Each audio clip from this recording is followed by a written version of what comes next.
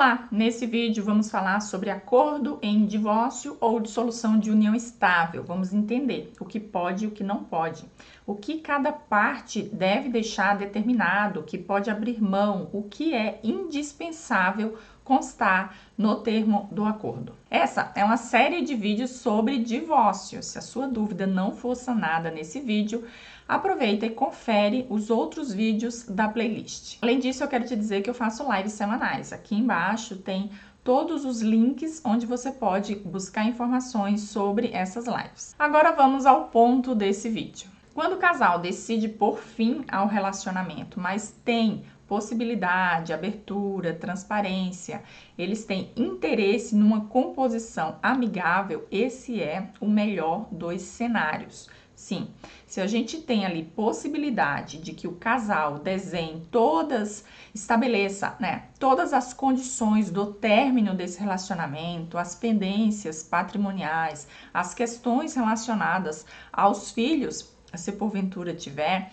a gente tem uma possibilidade maravilhosa de compor, definir, decidir como esse final de relacionamento e essa vida nova vai se estabelecer.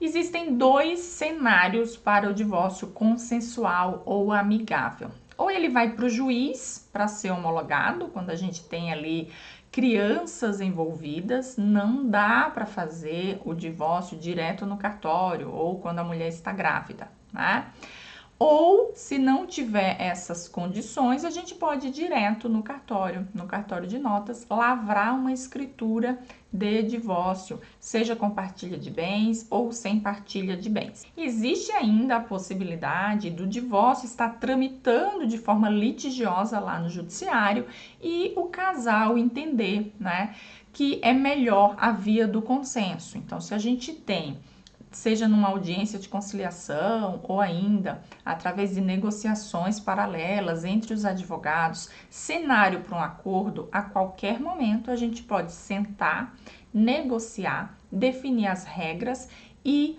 pôr fim a esse litígio por meio do acordo. Eu costumo dizer que acordos bem feitos, bem elaborados, bem pensados é sempre o melhor caminho para o casal que decidiu pôr fim à vida conjugal. Ora, se o casal construiu uma vida juntos, eles entendem melhor do que ninguém a situação de cada um, a situação daquela família.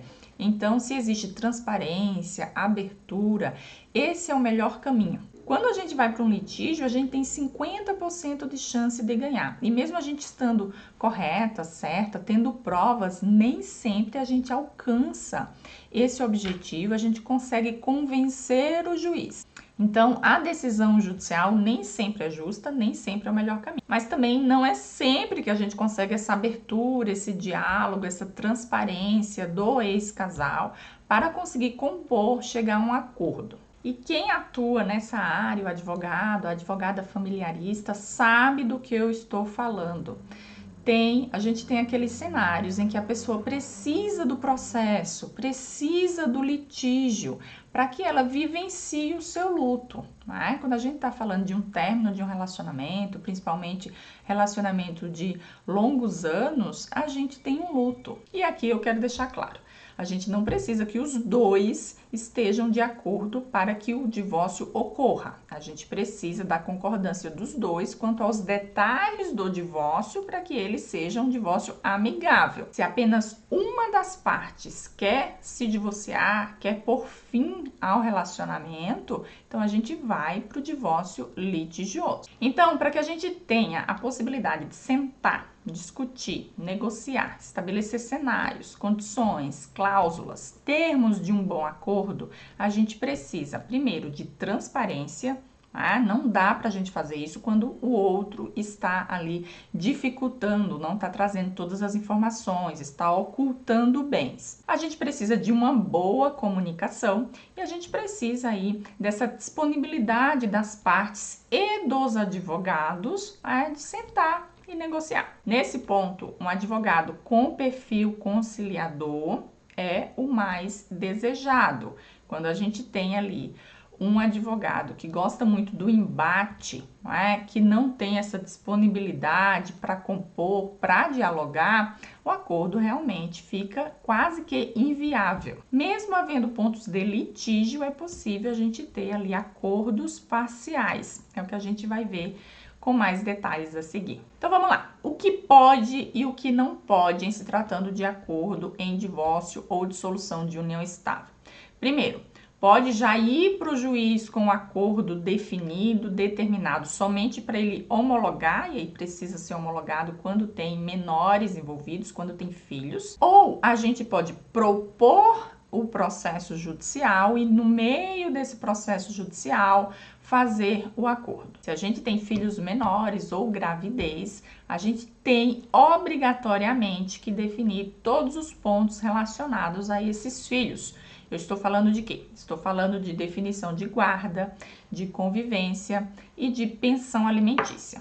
Além disso, a gente vai ter que definir ali as questões relacionadas aos bens, se a gente quiser, porque dá para fazer divórcio e deixar os bens para partilhar depois. Também tem que ser definido como fica o nome da esposa, da ex-esposa, se ela adotou o sobrenome do marido. Pode ter um único advogado? Sim, pode ter um único advogado, a depender ali da transparência, da comunicação e da confiança das duas partes. Pode partilha desigual? Pode deixar os bens para os filhos? Pode. A gente pode fazer a partilha dos bens como aquele casal quiser.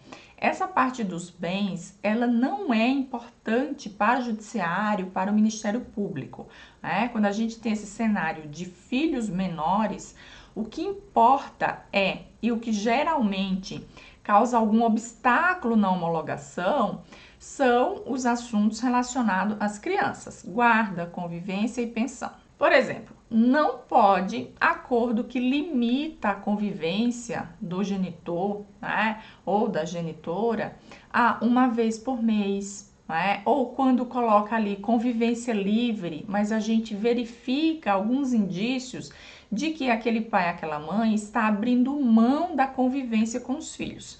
Isso não pode. Esse acordo provavelmente não será homologado. Uma coisa que eu preciso alertar é que o acordo envolvendo menores, ele é acompanhado pelo Ministério Público. Então, a minuta é protocolada, né? Os termos do acordo é protocolado, assinado pelas partes, pelos seus advogados, a um juiz. Quando esse juiz percebe que tem filhos menores, ele chama o Ministério Público para fazer parte daquele processo. E o Ministério Público vai atuar ali na defesa daquelas crianças, verificar se os seus direitos estão sendo preservados, apesar do término do casal. Então, quando a gente traz esses cenários de pai ou mãe abrindo mão de convivência ou uma convivência muito esporádica, quando a gente não tem bem definido a questão da pensão alimentícia, ou ainda quando um ou outro abre mão da guarda, deixa a guarda unilateral, o Ministério Público acende ali uma luzinha amarela, né? E esse acordo não é homologado de logo. Geralmente o juiz chama para uma audiência, para uma conversa, para entender o que é que está acontecendo ali. A gente também não pode determinar a pensão alimentícia dos filhos a questões patrimoniais. Então, eu não posso criar cenários assim, olha, eu vou ficar pagando o financiamento do veículo, enquanto eu estiver pagando esse financiamento, eu não vou contribuir para o sustento das crianças. Isso não passa em acordo. É importante entender que a pensão alimentícia, ela é um direito indisponível, a gente não pode negociar. A gente não pode condicionar questões patrimoniais a ganhos particulares do genitor ou da genitora. E a gente não pode estabelecer percentuais e valores irrisórios. Quando fica estabelecido ali um percentual entre 10% e 15% do salário mínimo, já chama a atenção do Ministério Público e do juiz. Percentuais inferiores a 20% do salário mínimo geralmente não são homologados. A gente sempre trabalha com um mínimo ali de 30%. Outro ponto importante é estabelecer prazos, sanções. Então, vamos transferir o imóvel para os nossos filhos. Quem vai pagar as custas dessa transferência? Qual é o prazo para que isso ocorra? Tudo isso, né? Todos esses cenários têm que ficar bem definido. Senão a gente faz um acordo ali momentâneo, né? Que resolve aquele cenário naquele momento, mas depois a gente vai ter litígios decorrentes desse acordo.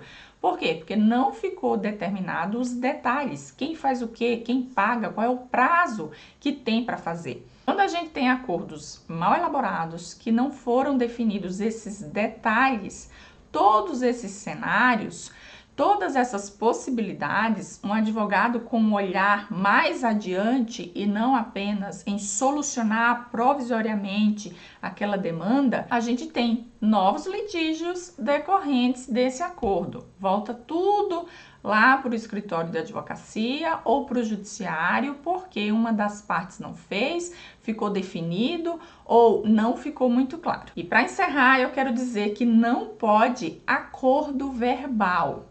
O acordo verbal, ele não tem poder. A gente não pode levar para o juiz homologar ou depois a gente não pode requerer ali o seu cumprimento. Quando o acordo é bem escrito, bem elaborado e a outra parte não cumpre aquilo que foi determinado, aquele acordo ele pode ser executado. Isso quer dizer que a gente pode cobrar aquele cumprimento, diferente de acordos que ficam ali somente verbalmente. Ah, doutora, mas a gente fez um acordo tudo definido no WhatsApp. Gente, se não foi levado para um documento formal, para o juiz homologar, ou não ficou estabelecido numa escritura, entenda, é um acordo que não pode ser cobrado lá na frente. Bom, espero que esse vídeo tenha te ajudado, tenha esclarecido aí as principais questões envolvendo acordos em divórcio. Eu espero vocês no próximo vídeo. Até mais!